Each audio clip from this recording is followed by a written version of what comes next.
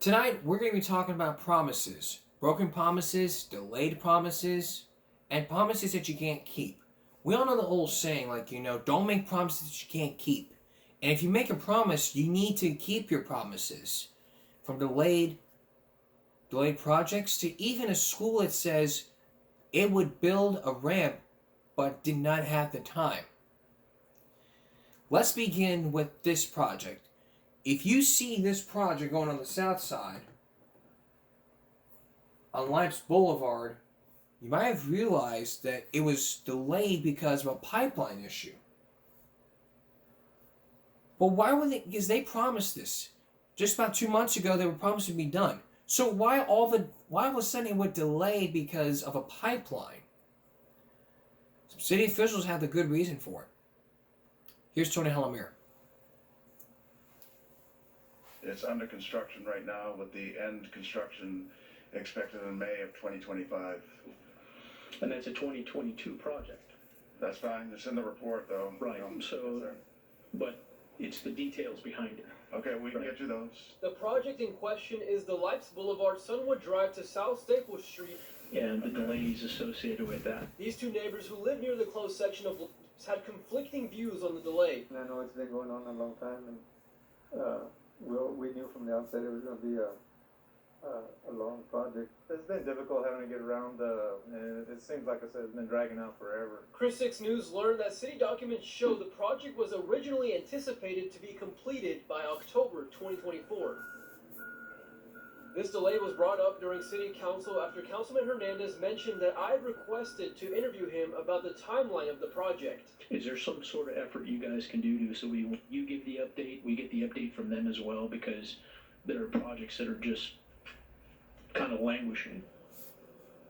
When I say languishing, that's what I mean. Is that what Chris Six said? Well, did Jeff say or something? No, that's what I said. Oh, okay. That's what I said. So what's causing the delays? Well, we found out during the design there was a major pipeline in there, 66-inch diameter drainage line that wasn't where it was indicated on as-built drawings. It required some redesign. Edmund says this isn't something they could say was unpredictable, but it wasn't anticipated in their bid drawings. He also says the correct date of completion is early February 2025. As for what this delay will cost, he says that's where there's good news. In the redesign, we actually saved almost $500,000. So this is one where it worked in our favor, and so the project's actually going to come in under budget. The Director of Engineering Services remains adamant that the project will be completed in early February and asks the community for patience. From the South Side, I'm your neighborhood news reporter, Tony Hadamio, Chris 6 News. Now, as I said, don't make promises that you can't keep. If you say you have this done in February, it needs to be done by February.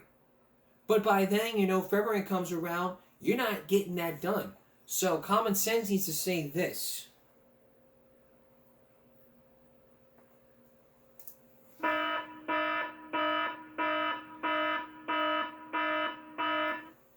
Don't be making promises that you can't keep. If you make a promise, you stick with it. Like if you promise your loved one, like the vows. Vows are like promises, for better or for worse, till death do us part. Stick to it. In sickness and for health, you stick to it no matter what. Does it matter? Yes. Yes, it does matter. Hey, I'm not married, but believe me, if I was married, I wouldn't even be here.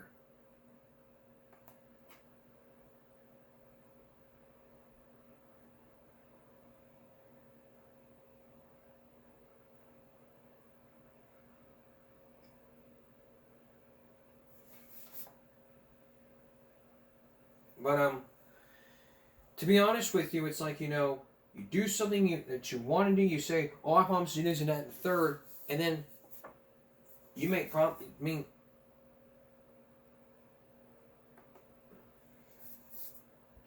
just basically, if you promise something, you gotta stick to it. Patience that needs to happen.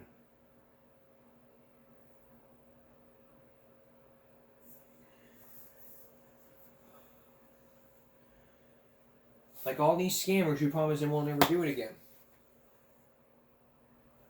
When in fact, it probably won't ever happen again. Sorry. This is the bottom line. I get that, everybody just everyone has other projects, other things. The city makes a promise, they gotta stick to it. I mean, I'm not going off on Peter Zanoni or other city council members and saying you gotta do better. I mean, if I gotta go do better, then I gotta say do better. You have, we pay you a lot of money for all these projects, and yet all of a sudden, I mean, I got a friend who's going on District 4, and I'm not going to bash her to talk to Peter Zanoni. What needs to be understandable is that, we have to make sure that we stick to our guts. We stick to it no matter what. We stick to it like glue, and if it's like glue, then it's like glue. But I'm not going to come up here and say, this, that, and the third. What I'm here to tell you is, if it's gonna be finished by this date, then it needs to be finished by this date. If there's any delays, you let us know beforehand. Not 3 days or 4 days, just weeks in advance. That way we can be understandable and patience. Patience would happen. So the bottom line here is just don't make promises that you can't keep. A disabled student tells a school that he wants a ramp. The school did not, and they promised him that it'll happen. But did they? We're going to find out next. Later on, this doctor says her pigs are being used in a pig butchering scam. What is this scam and how does it work? We'll tell you when we come back. Stay with us. Pig butchering is probably not something you don't hear about. But if it's a scam, you might be familiar with it, or you might be familiar with butchering a pig for food. But let me read you this article. Let me read you this from Wikipedia, and then we're going to move on to this next story. A pig butchering scam is a type of online investment fraud where a scammer builds a trusted relationship with a victim over a long period of time, often through social media or dating apps, before eventually persuading them to invest large sums of money in a fake investment scheme. Essentially fattering up the victim like a pig before slaughtering them. By taking their money, the term pig butchering refers to the idea of gradually gaining the victim's trust before taking everything from them.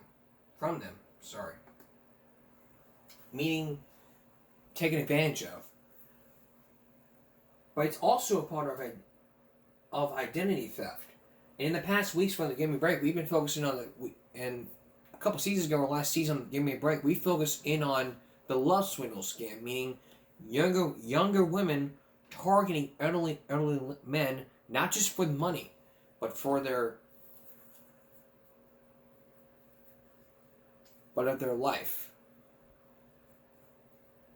From Rose to even a mom, to even one mother.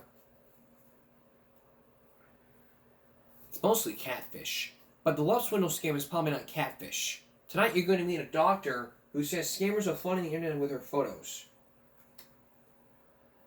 And are using them to catfish and to pour tens of thousands of dollars. How is this done and how can you protect yourself from this scam? Here's Lisa Guerrero. She's got everything. Beauty, brains. She's even a doctor. All in all, quite the catch. She's also all over social media on popular dating sites, posing in bikinis and scrubs. But there's a big problem. She says she's never created an account on any dating sites. My identity has been stolen. My life's work is a jeopardy. Dr. Natalia Bocharova says scammers are flooding the internet with her photos, using her as catfish bait to trick unsuspecting suitors into thinking she's interested in dating them. These are the flowers that were sent to my work. She says she made the disturbing discovery when total strangers began sending flowers to her old office. One guy even showed up in person. Having that fear at the back of your mind that you're constantly being watched, this is when it started getting pretty scary for me. I didn't feel safe anymore. I didn't feel like I could tag my location, I could share places where I was traveling to. Crypto scam. She posted this video on Instagram warning her followers that it's all part of a sophisticated new romance scam. There is a person or a group of people that are actively impersonating me on various dating websites. But she says admirers keep contacting her. I'm worried about my safety, and I don't know what to do at this point anymore, how to protect myself. This man, who asked us not to show his face, says he was looking for love online and fell hard for Dr. Bosharova. The doctor's credentials were very interesting. I honestly thought, oh, okay, it sounded like a very intelligent person. He says the scam artist impersonating her convinced him to pour tens of thousands of dollars into a crypto investment fund. Always interested in learning something new.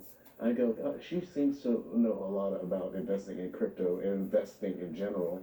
I can actually learn a lot from this. He says he now realizes he was the victim of what's known as pig butchering. It's called a pig butchering scam. A scam known as pig butchering. Why is it called pig butchering? Because the men are being fattened up, so to speak. And when they realize they're being scammed, it's too late. They've lost their money. Financially, they've been butchered. I was getting reeled in bit by bit. They were fattening you up. Like a pig that was going to get butchered. The moment you invested in it, it was gone. Yes, I think this scammer was intent on getting every single cent. They develop trust, and they fool their victims very well. Former FBI agent Stephen Troyd says these scammers go to incredible lengths to convince intelligent businessmen their money is being legitimately invested. They can set up a fake website, they'll give you an account, you can go and look at your investments and you can see them growing. His advice? If you can't poke somebody in the eye, then don't invest with them. No one is coming to you out of the goodness of their heart. A recent study estimates this kind of scam has cost victims an astonishing $75 billion in just the last 4 years. We'll be back with more Inside Edition right after this. Wow. These are things you gotta do. Avoid them. How can we avoid the pig butchering scam? Well, that's a good question. If you've been pig butchered, here's what you can do. According to the Santa Clara County District, according to the District Attorney's Office in Santa Clara County, which I've been blocked. Well, thankfully we can use these tips. Take a breath, collect your evidence, get yourself to the police as soon as you can, go and talk to your local police department, report to the FBI, give yourself some grace. What else can you do?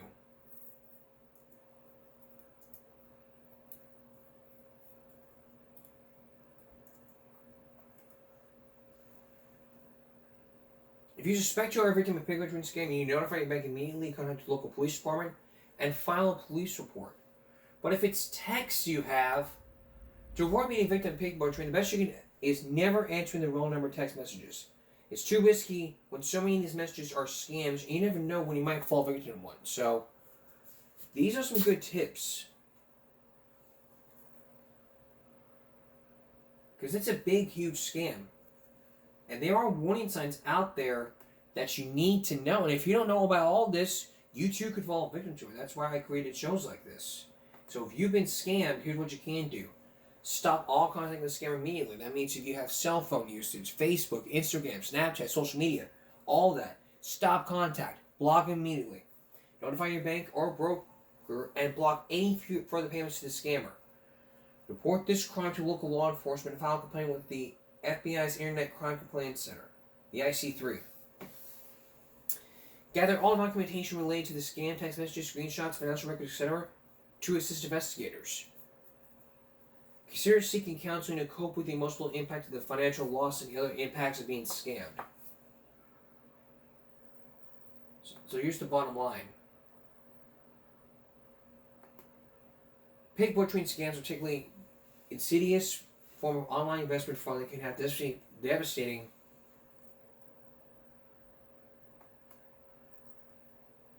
and financial and emotional consequences for victims.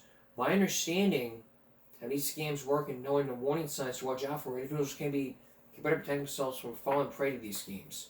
Staying vigilant, verifying information, and promptly reporting any suspected scams are key combating to this global problem. So, to solve this problem, just follow some tips.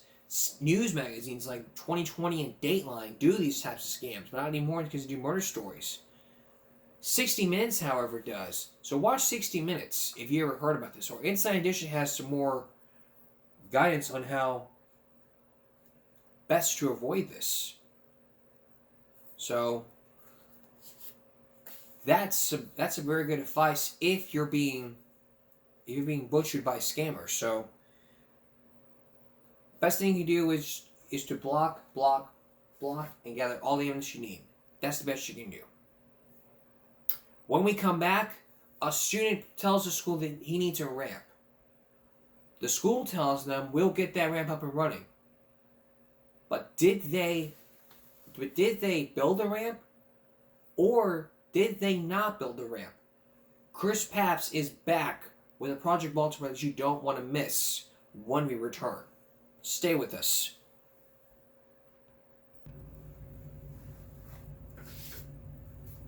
Sorry about that. On Monday, we introduced you to the story of a student on disability who wanted a wheelchair lift for his school. The school says, we'll get to it, but nearly 2 years, that has not been done. The school says we'll build that ramp, but they probably didn't. So the question is, did they build the ramp to fulfill their promise? Or did they not and ignore the student's request when he's disabled? Now let me say right up front, I do have a disability. I have autism. I'm able to walk normally. When you're disrespecting people with disabilities, you're basically disrespecting people with autism or any other disabled disabilities. In this case, why he's a wheelchair? I mean, what's going to be the child's next step? As we're about to show you, the school failed. Baltimore City Schools failed this student. Here's Chris Papps. Did you get to use your wheelchair lift today? Another week. Okay, well, we're working on getting that squared away, okay, baby? Another failed promise by Baltimore City Public Schools. I'm kind of getting used to setbacks, and I shouldn't have to be. In this email to Fox 45 News on Tuesday, December 10th, the district wrote that this wheelchair lift at Curtis Bay Elementary is operational. It was not. Lift is still not operational. It's supposed to be going through inspection this morning, but no guarantees. That's what I was just told. This failure by city schools is just the latest in a string of failures endured by Justin and Jameson Lewis over the past 2 years. Tired of broken promises. 9-year-old Jameson has a genetic disorder called CMT, Charcot-Marie tooth disease, that's largely confined him to a wheelchair.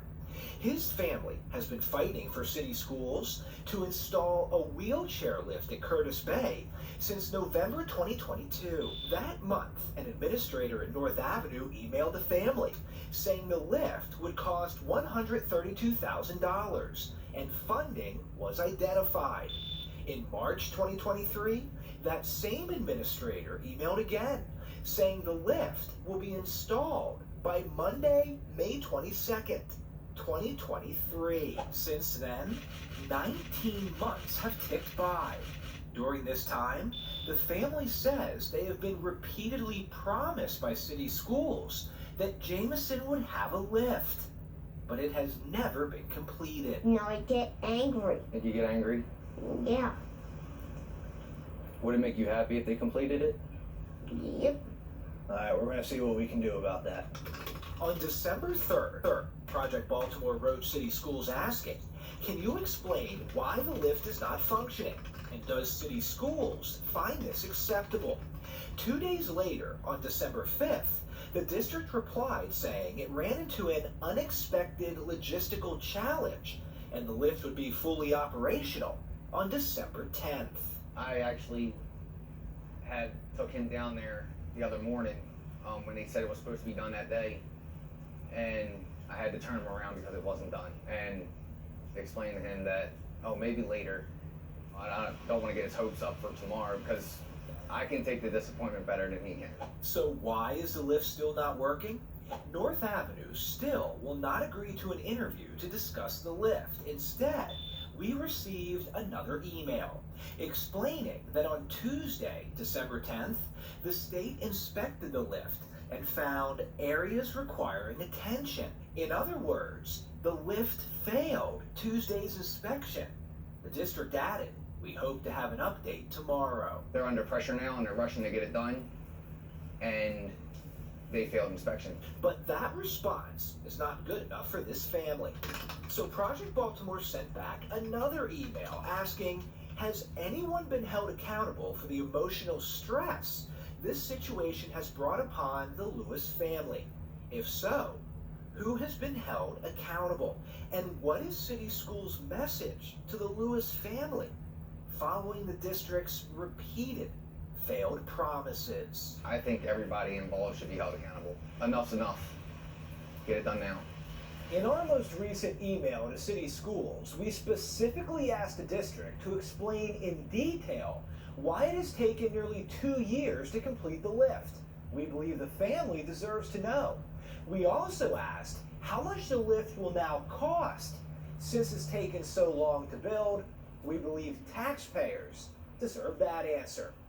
When we get answers, we'll let you know. I'm Chris Pabst, and this is Project Baltimore. I'm Kai Jackson. Thank you for watching. Here's another video to watch. Also, please take a moment to subscribe to our channel. It's like we talked about. Okay. Like I talked about in the beginning of the broadcast, if you make a promise, you need to keep your promises.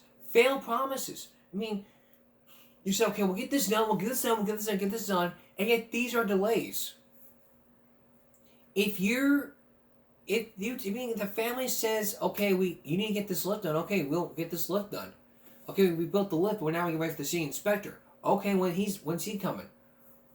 He should be coming in next week. Okay. We failed the inspection. There are lots of problems with the lift. And, there's no reason for this happening. So, now this has been viewed like over 200 times.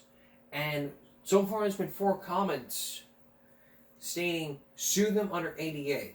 Don't they get the most money per pupil in the country? I feel sorry for this kid. He can't do it because he's not in the right color. That's a fucked up comment. That is racial profiling. That's racist. Right color? I mean, if you're judging because of his skin, that's racist. That is racial profiling. So Just Breathe 716, you are racist. Take the racial input. Take that test. Take that test, and you'll find out. If you feel sorry for this kid, well, I feel sorry for him too. As a person who is on autism, which is a disability disorder, I feel sorry for this child. We pay taxes, and our tax dollars go to our local schools, and it's like, okay, let's build some new stuff. I mean, our schools, we spend all our tax dollars on things that we maybe don't even need. I mean, we have an athletic building. We have a bus garage right across the street from my house. We have a newly updated varsity upstairs gym that was built years ago.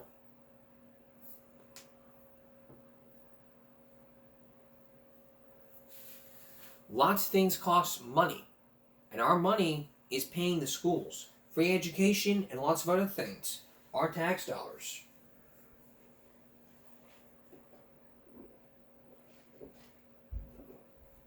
And I have friends that homeschool their kids, and I'm not going to bash them. I mean, it's failure. They failed this child. And all the other people are sitting there twiddling their thumbs saying, okay, we'll try to get this done and we'll let you know. Well, it's been about, since December 10th, it's been a couple of days. But Has there been any progress made? Probably not, because nobody cares.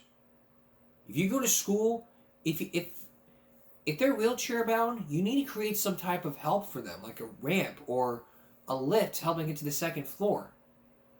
Or better yet, create some space in the hallways. Huge enough gaps.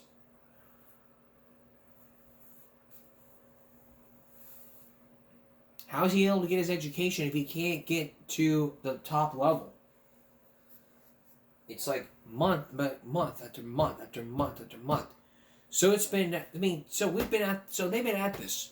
Not 1, not 2, not 3, not 4, not 5, 6, 7, 8, 9, 10, 11, 12, 13, but 14 months. Nearly 2 years.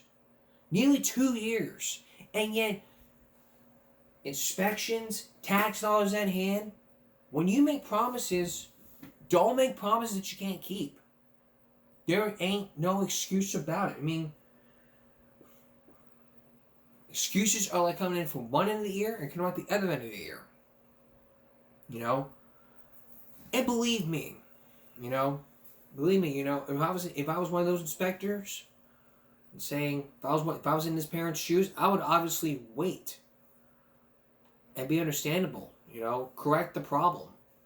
And say, okay, once we correct the problem, and the state comes back in and inspects it, then we'll let you know when it's fully operational.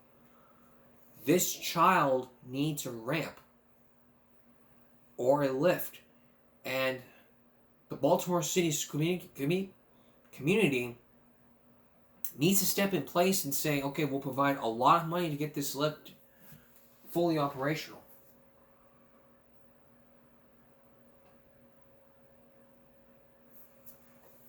And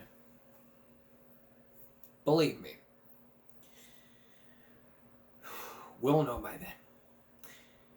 We will know. When we return, Yolanda Saldivar is back in the news. It's been halfway towards 30 years since she killed Selena.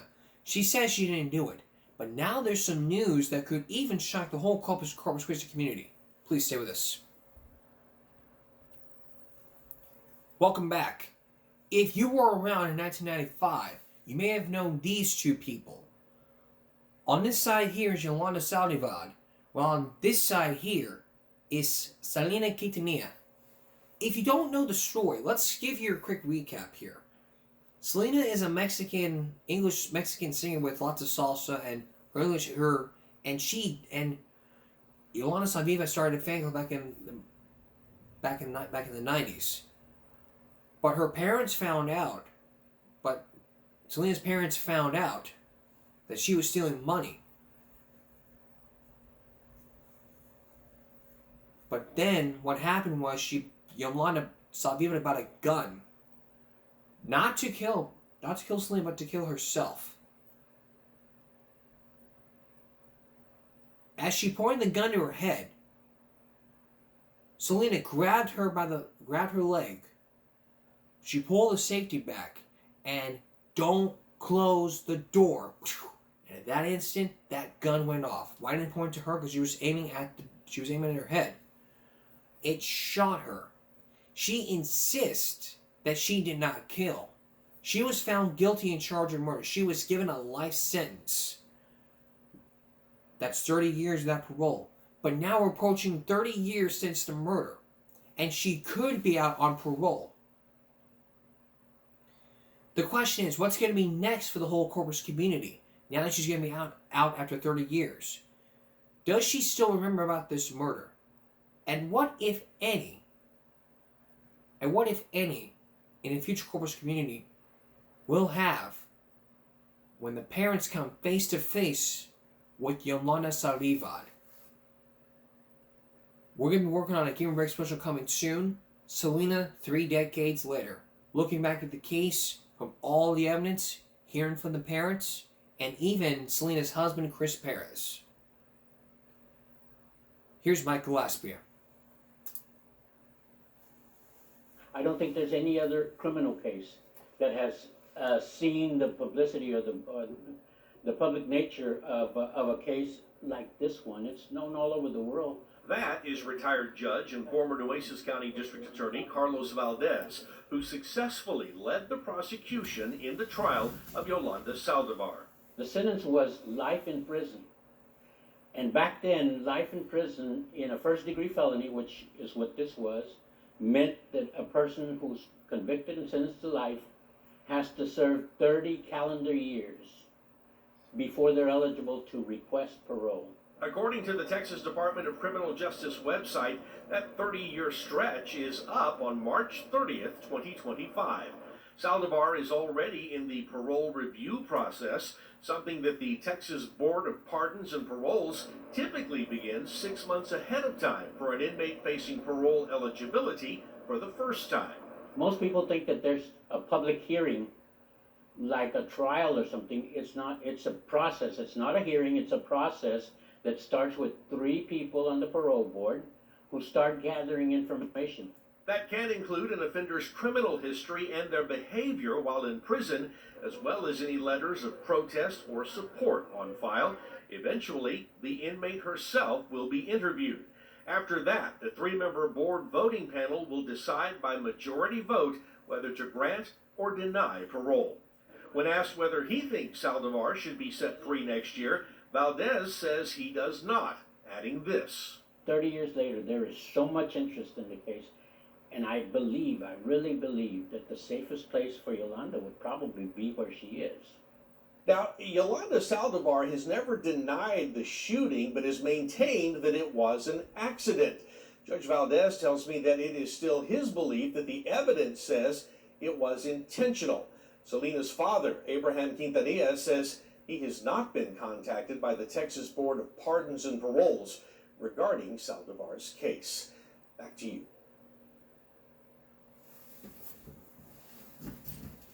March 30th. March 30th.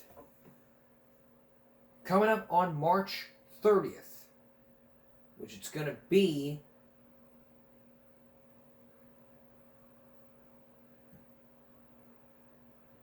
on a special Give Me a Break Sunday. On a special Give Me a Break Sunday, March 30th. Mark your calendars for this. Sunday, March 30th, a very special Give Me a Break. Selena, 3 decades later, looking into all the evidence, looking into the money, the shooting, and to the moment to where she would be free or be back in jail. Only the Board of Parole could have that answer by a yes or a no vote. We'll keep you updated what's been going on, and we'll lead you up to this special, which we'll have for you again March 30th on a special Give Me a Break Sunday. So mark your calendars for that huge special. We're gonna take a break. We'll be right back. What I just realized before we went on break was there was actually more of the interview with the former Nueces County DA, Carlos Valdez. Now, he was the one, now if you remember from earlier, he was the one that prosecuted Saldivar for the Selena murder.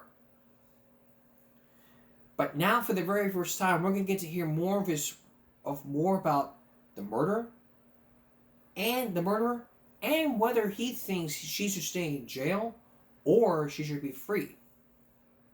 In his very first interview, since almost 30 years since the murder, he can now tell us whether she's should be in jail or be set free. Keep in mind the parole hearing's not going to be on until March 30th, and we'll have a special Give Me a Break on that day. So here with this exclusive interview, again, Mike Gillespie.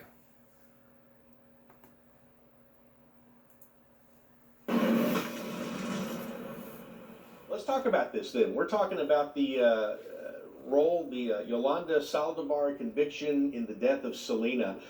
Just for some background here, what was your original role in that case? I was the district attorney in charge of the case. I had been in office for about 2 years as district attorney when we got this case in our office. So I decided to lead the prosecution because of the high-profile nature of the case. This is probably the most highly publicized case ever in the state of Texas. I don't think there's any other criminal case that has seen the publicity or the public nature of a case like this one. It's known all over the world. I've been interviewed by people from all over, and I'm not just here in the United States, from Europe, from Japan, from all over South America and Mexico, of course. So I was a district attorney back then, and when I first got the case, I didn't know exactly what we had gotten. I didn't know what was in store for us, because we had never seen anything like this. And I learned quickly, the first weekend, the amount of interest there was in the case, and it was something that we would have to deal with both inside the courtroom and outside the courtroom. What was the sentence that was given? This was back in 1995, 1995, right? It'll be 30 years next year. The sentence was life in prison. And back then, life in prison in a first-degree felony, which is what this was, meant that a person who's convicted and sentenced to life has to serve 30 calendar years before they're eligible to request parole. 30 calendar years in this case will end on on March 31st of 2025. She will have served 30 years in prison.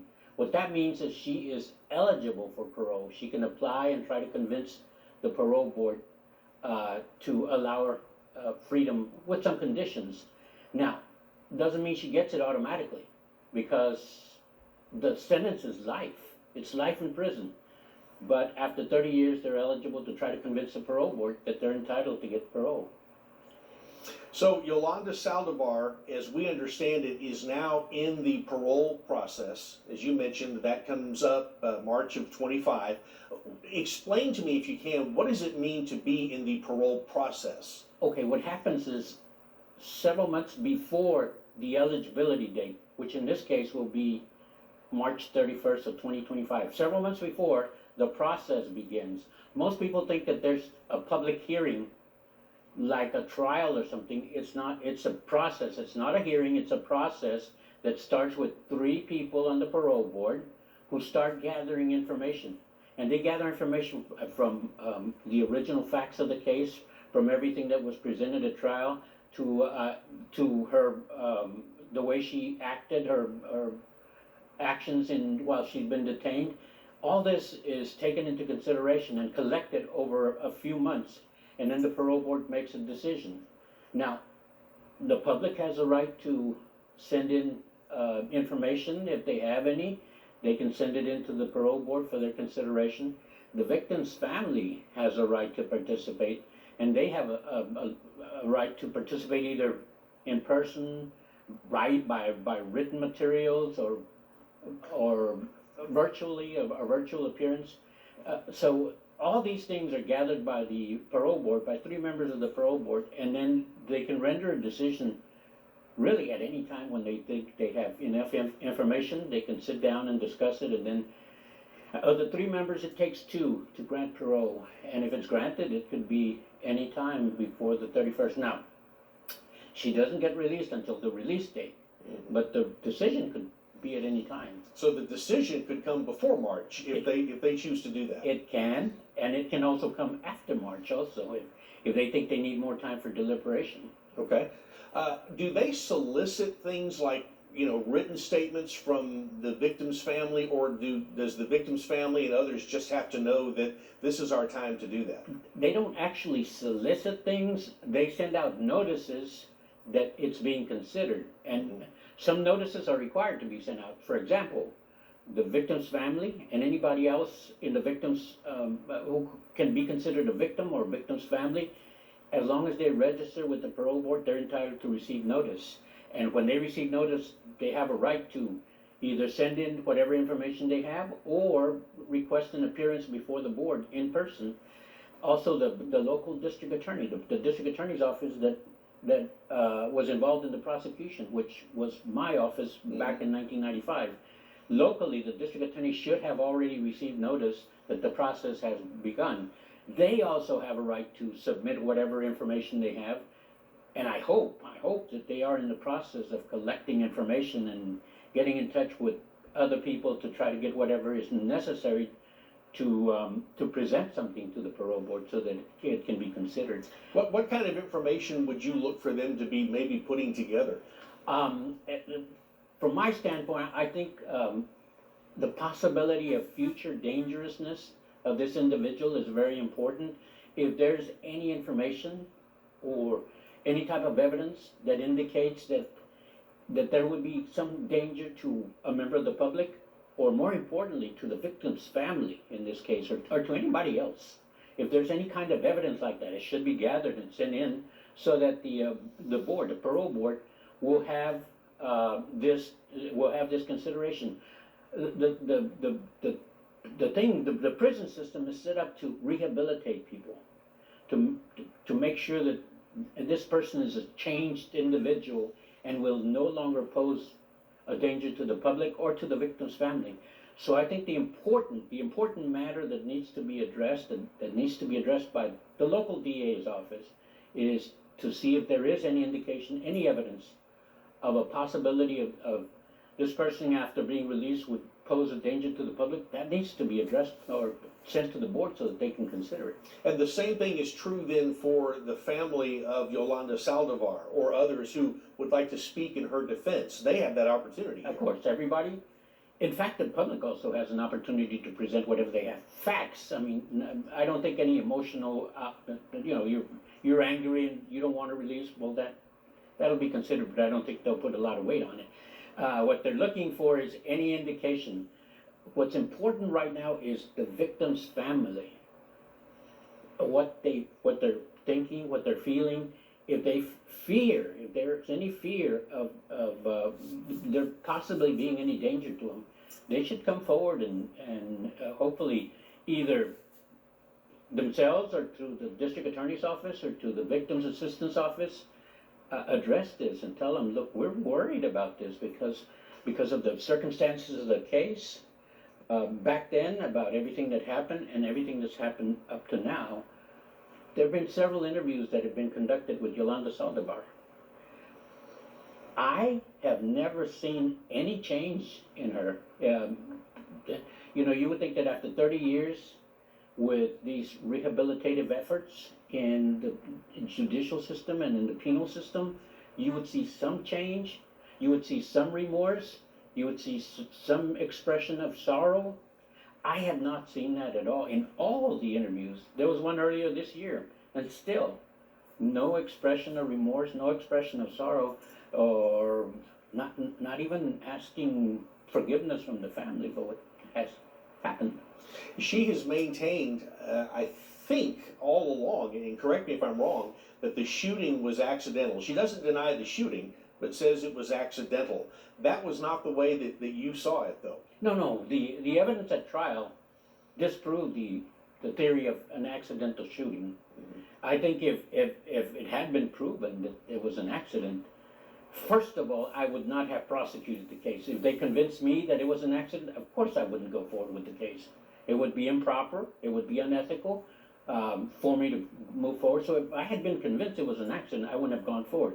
Secondly, you have the grand jury, 12 people on the grand jury. If there was any indication, any evidence of an accidental shooting, the grand jury would probably no-bill the case.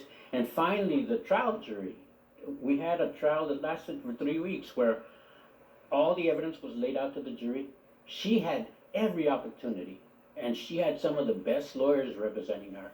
She had every opportunity to present any evidence that she had that this was an accidental shooting, and she did what she did, they did what they did, and the jury said guilty. So I think it's pretty cut and dry. This was an intentional shooting. It was not an accident.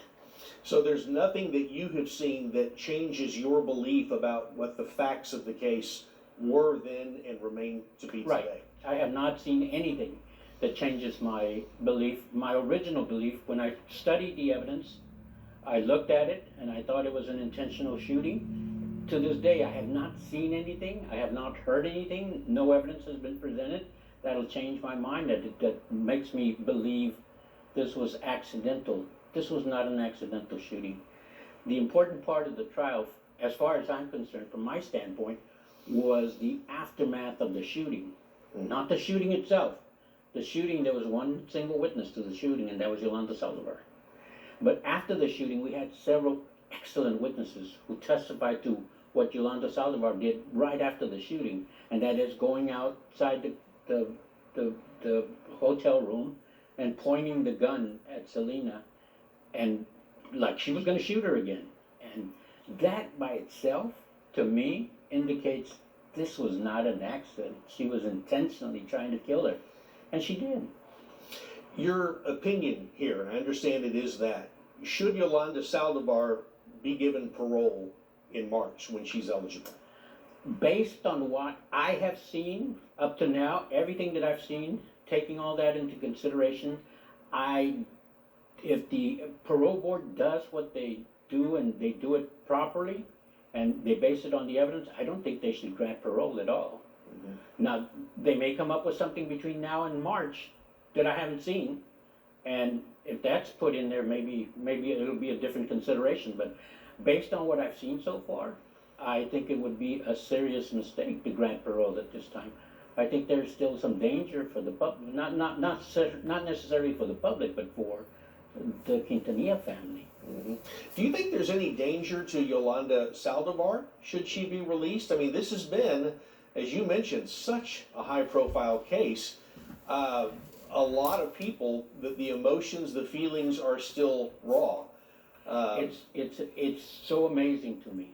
When I was trying this case 30 years ago, I looked around and saw thousands of people all interested in this case, and to myself, I thought to myself, all this is going to be gone in 5 years. People are going to forget about this trial. People are going to forget about Selena. People are going to forget this ever happened. And I was so wrong. 30 years later, there is so much interest in the case. And I really believe that the safest place for Yolanda would probably be where she is. She's been there safely for 30 years. Lord knows what will happen if she's released. I have no idea what's going to happen. Good information. Anything else you would add about any of this on this topic? If people are really interested, they should probably contact the Board of Pardons and Paroles on their website. And there's something in there, I know that there's got to be for public input. If you really want to have some input, that's the way to go, is look at that, look for the public input section of the website, and go in there and tell them what it is that you want to tell them. So now we heard, come after March, we will know what's going on with. So come March, we'll know. So what do I think about this? I don't want to throw the whole spoiler alert out there. I'm going to wait till our special. So again, March 30th, our special comes on, and I will tell you what I think. Me personally, what I think after seeing all the evidence, because years ago we focused in on evidence that was being shown, from the bloody shoes. That was years ago. But now since we're approaching years, and she's released, we probably don't know. But until that day comes, we'll let you know. We'll be right back. Don't you ever watch funny videos with yourself? Like, this some funny stuff. How about voice over animals? You ever heard the old song? Grandma got run over by a reindeer. I would not imagine something like this ever happening. This is from their YouTube channel, Ricky Ross _A. Granny got her revenge. Granny got revenge on a reindeer. She pinned his ass on the ground. I made him eat some dirt with a side apple pie, with a glass of wine. Oh, Lord, be mine. Okay, I'll stop. Take a look at this.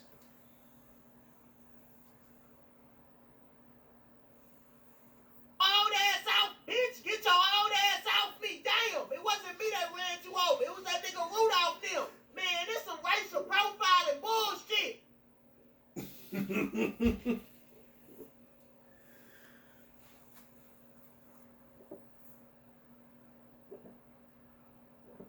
Racial profiling bullshit.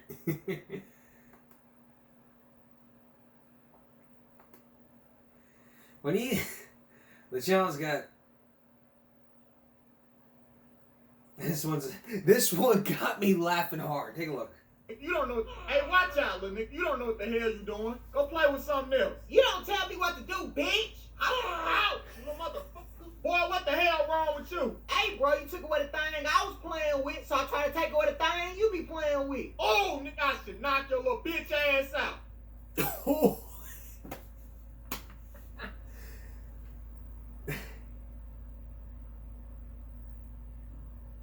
That's fucking funny. Can you a South Park next? Ghetto Donkey Kong, enemy.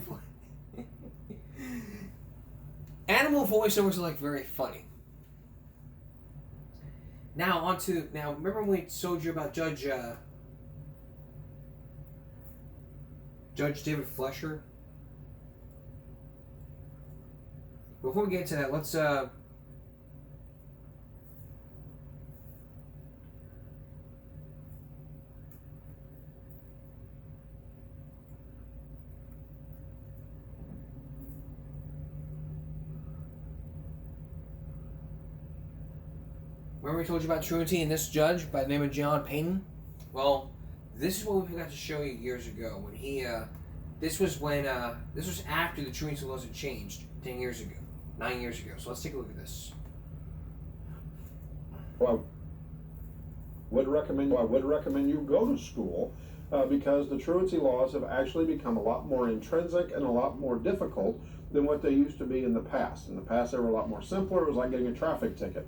Now, you're actually going to have a petition filed against you by the prosecutor if you're truant. The prosecutor will review that petition, file it with the court like they would a juvenile petition up in the juvenile district court. Once you get filed on, then your parents and you get served now in person, which is also very similar to the juvenile district court. Also, under the new truancy laws, the school district is required to sit down with you and a parent, unless both just don't show up, to a meeting called a Behavior Intervention Plan meeting. The Behavior Intervention Plan meeting happens at 3 unexcused absences, either full day or parts of days absences, and that is a requirement. Once they sit down with you and they institute the BIP, we'll call it, then you have to start following the recommendations to improve your attendance.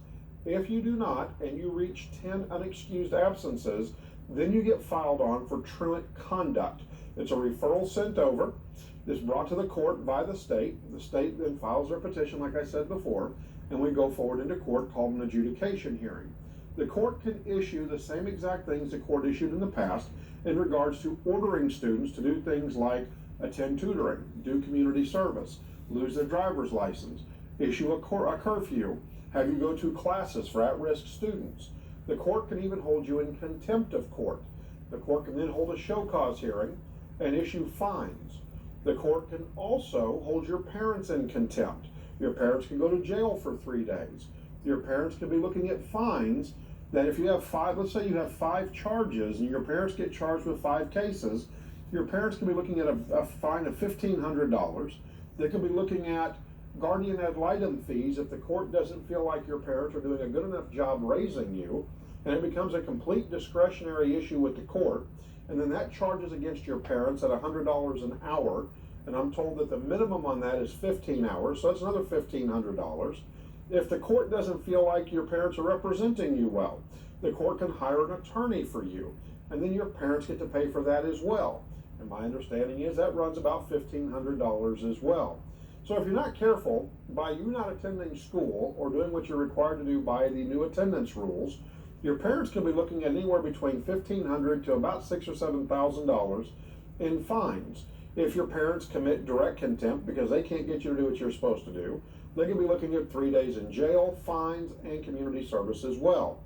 Once you violate your adjudication hearing court order, which is called a remedial order, and you do it and you do it and you do it, then we end up referring you to the juvenile district court, where it'll be required that you are hired an attorney. The juvenile district judge will explain to you their version of a court order, and then they have to tell you that if you're not careful, you can end up in juvenile detention for up to a year. So yes, you heard correct that the municipal courts and the JP courts can't arrest you and can't put you in jail anymore. However, if you refuse to come after being served, we can issue a writ of attachment and attach you to the court, which is very similar to arresting you, bring you before the court, go through your process, hire you an attorney, charge off all that to your parents, require you to do community service still, and require you to attend school. On top of that, if we feel like you're still not able to mind your parents, we can order ankle monitoring systems that your parents have to pay for and are required to put on you. We can require drug testing through your parents, and we can require you to attend drug rehab, counseling, programs for at-risk youth, and of course your parents attend parenting classes.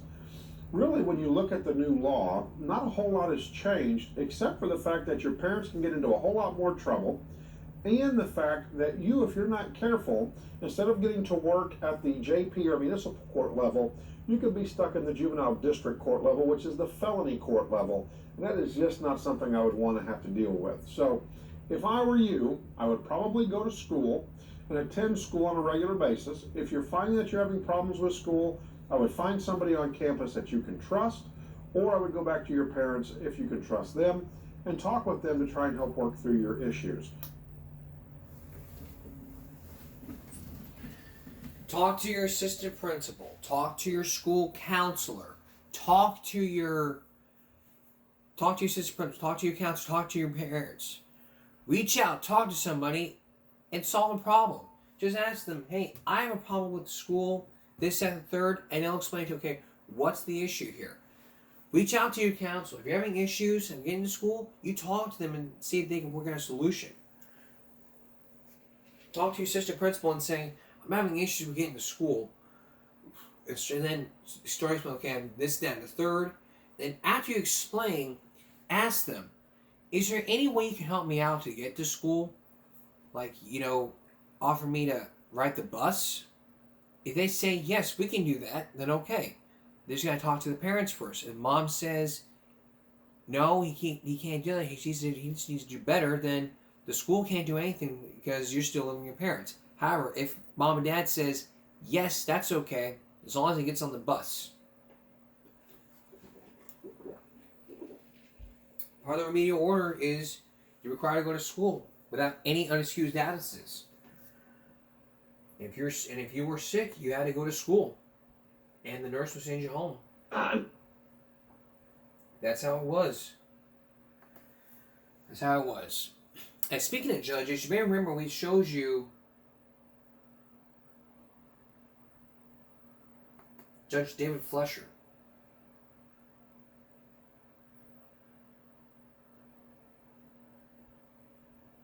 So I want to show you a couple clips. Here's one case to where a judge lost it when he missed almost 20 tests. 20 tests. Why would he do that? Take a look. I go to sleep at 8 o'clock every night, sir. It's just the 10 o'clock ones, and I go to sleep at 8 o'clock every night, sir. It's just the 10 o'clock ones, and I get my 5 o'clock one first thing in the morning, Your Honor. And you come here and you ask. This man is in Cancun until Monday of next week, Judge, so he's not available this morning, I so I'm understand. kind of filling in. I have had a chance to look at this violation report regarding disclose. I'm assuming that's our issue here today. Spoke with Mr. Jones about that. Pressed upon him the need for perfection here. This is no tolerance. Absolutely no tolerance, because we've had one issue after the other. Testing positive for here, doing that over there. We've literally let you go over and over and over. And there's absolutely no excuse for the missed blows. How many missed blows do we have? That's $19. Within that $7. But Judge, I would ask, if possible, as I'm not the lead on this case, and Mr. Dustin has had history with the court and Mr. Jones here on this case, if you would consider holding on the consideration of this matter until he returns on Tuesday of next week. So I'm sorry, Ben, I can't. I have to. You have to know that we mean business. I'm not here to toy with you and play games with you. Know what the expectation is in this court. You've been with me for as long as we've had. You're over there. Because I have a cold, you know, it's cold weather. I apologize. So can I please speak on the breathalyzers? No. You know what the expectation is. You have 19 missed tests. That's it. I'm sorry, Ben, I can't. You're here and instead you're a capable and outstanding lawyer. I have the utmost respect for you, but 19 missed tests are 19 missed tests. And I've been telling him since the absolute beginning, there's just no tolerance. Oh, please, No. But to his credit, Your Honor, we have no positive UAs. He's been here on weekly UAs, so there's no indication that he's using this to obfuscate and for early test. And he is blowing outside the window, so we don't know what he's doing. Oh, God. Sir, I go to sleep at 8 o'clock every night, sir. It's just the 10 o'clock ones, and I get my 5 o'clock ones first thing in the morning, Your Honor. And you come here and you ask. Oh, they just told me about this last week in pre-trial over there, and they said that I had a 45-day miss. You have 19 missed blows, dude. Covering the camera. Please, Honor. I will do anything. I'll even go on that drug, ain't the one. I'll do anything, Your Honor. I'm really trying here. I swear to God, I'll do anything you want me to do if you just please let me stay free. I swear to God, Your Honor, I'm really trying here. Please, Your Honor, it's just, I don't even drink. From the 15th of November, you have been skipping tests. You have been to this court. I go to sleep at 10 o'clock and I still did the ones later on when I didn't wake up, and they told me this just last week, Your Honor. I swear to God. I swear on everything I love. You know. Please give me a chance, Your Honor. Testing schedule is, and I've given you one task after the other. He goes with you. No. Oh my God. Your Honor, may we discuss setting him on? Of course. Oh my gosh. Why? Please, I'm trying to do everything. Goes with you. Oh my gosh. Bond is at 5,001 now because of the prior violations. I'll now set it at 10,002. I'm sorry, Ben, but he's tested positive literally over and over and over. He continues to test positive for marijuana. When I've told him to stop, he's tested positive for opiates. He's tested positive for this. Now he's skipping blows. Are you telling he has obscured the camera as well? It's not necessarily that you obscure the camera, but it's too dark to. It doesn't mean that there's. It's the same thing. If we can't see you in the camera, then you're fooling, and I'm done with the fooling. That's it. I know that Dustin's gonna be pissed, but I mean I've got it in black and white, and Dustin knows that it's no tolerance. Okay, Ben. Okay. Great. But he has to know that we mean business, man. If I let him go now, I'm enabling, and I'm not gonna do that. I can't. But fine. Because all right, 7502. She sent me an email from If anything, have you done for your GED? So what I did for it, What have you done? I went to a class and then I tried to go yesterday. They canceled it, and he also. You went the day before court. And I also went before. Judge, she's been going. She's been going before even the last court date, and we prove it. I can take In this life, you are only as good as the proof that you don't have. If you don't have proof, you have nothing. Spoken word means absolutely nothing. Judge, the instructor, I got an email from him that she sent me saying that she's been going to the classes and that class was canceled on the 4th yesterday. But she did, attempt to go to class. So she's been going. She did already take a test, and this is one where she did fail the first test. So she's been working on it. It's not enough. I mean, here we are. How many resets have we had? We've had 1, 2, 3, 4, 5, 6, 7, 8, 9, 10, 11 resets since May. You're now in December. You have had 5 to 6 months. Show me the money. Otherwise, it's not going to go well for you today, Ms. Dixon. Show me. 5 to 6 months.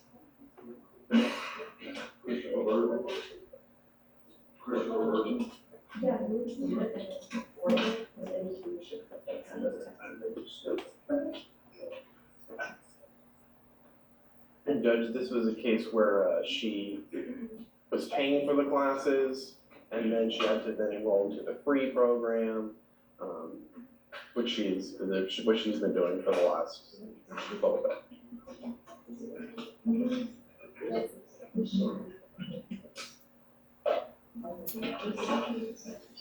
Are you playing Candy Crush? What's going on over there? But I'm trying to text you. Texting who? The instructor. Like, what I'm supposed to show you? Because I don't have no proof. Like, I don't have nothing. Tell me, what have you done? I went to the class. Okay. Which class did you go The to? GED resource. Okay.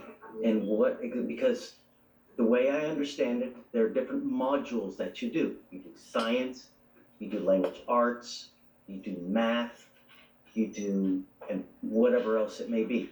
You go through each section, you complete it, take a test, and then when you're done with everything, you take an overall test, and then you get a diploma. That's not. What have you done? Basically explaining how everything's gonna go, and I was gonna finish everything else Wednesday when I was gonna go, but the class was canceled. Who is the provider that you have? His name is. Grab me a phone number, because I'd like to call them right now. Yes, my name is David Fleischer. I'm a judge here in Harris County. And I have someone that's with me in our court, and she's doing a program with you guys to try to get a GED. I'd like to confirm that's Coriel Dixon.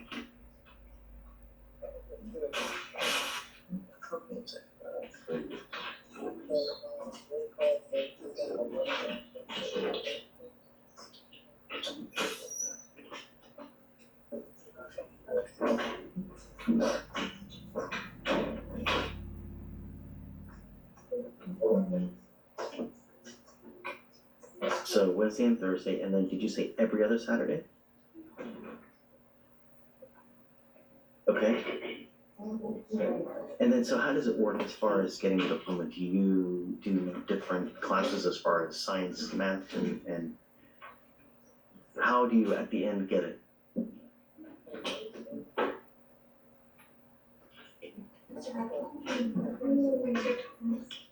Can I put you, I have her in front of me, can I put you on speakerphone so that she can hear this as well? You mind? Okay, hold on. Sir? I've got him. Okay, Mr. Jackson? Order in the corner, please. Okay, tell me, how goes it? So, yeah, it's the current control, they take an assessment, based on that assessment, allows me to know where the student is as far as their, grade level in math and in reading. Based on that, they go on 2 tracks, and, so one track is like a basic education where we're just literally working on, kind of some elementary reading and math skills. Okay. Or a GED track where they're ready for GED concepts. And so, yeah, and I usually just, go from there. I work with my GED students individually, and how long does the process take? And how long can we expect it? well, so that's honestly kind of a loaded question, depending on where they fall. I believe Coriel scored pretty well. Great. So, yeah, and, I've worked with people that have gotten the GED in 3 weeks. I've worked with people that have gotten the GED in 2 years. I can't do 3 years, that's too much. Well, I know, I'm kidding. No, I understand that. She's been faithfully attending though? Yay or nay? Okay, great. And with some consistency, 3 to 4 months, maybe less, That sounds great. That should be ballparking. I'd like to stick with it because I think at the end of the game, our goal here is that she ends with that diploma. And I think that would be a win for everybody. I'm calling you. I want to make sure that everything's going well, that she's faithfully attending and doing well. And it sounds like you're saying that this is what's been happening. Yes. Great. Okay, so I'm just gonna continue everything. Just continue to go, Miss Dixon.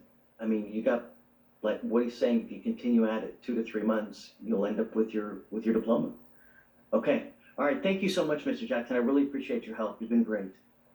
No problem, Judge. You take Okay, care. you too. Thank you, sir. Bye. Great. Good job. Just keep at it, okay? So let's set it 30 days. I want to ride this through. You're so close to being through. All you got to do is see it to the end, and then everything great will happen for you here as well, okay? All right. Good job. All right. That was just one test. that was just 2 cases, so I'm not gonna have time for the other case. But I want to prove to you what I saw when I was reading one of the texts. Studies have shown that getting GED reduces recidivism rates, and people are aware of it. So, like we talked about in our GED episode, in a job market, it doesn't apply to any ex-con, but it'll help you get a high school diploma. So if you drop out of school and you're thinking about getting a diploma, a GED works best, but you gotta pay for it.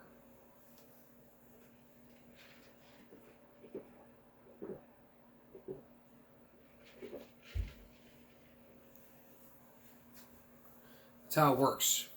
So if you're dropping out of school and know how to get in and would like to get a diploma, get yourself a GED. Go find some GED resources in your area and talk to the instructors and explain them and ask them, okay, what's GED?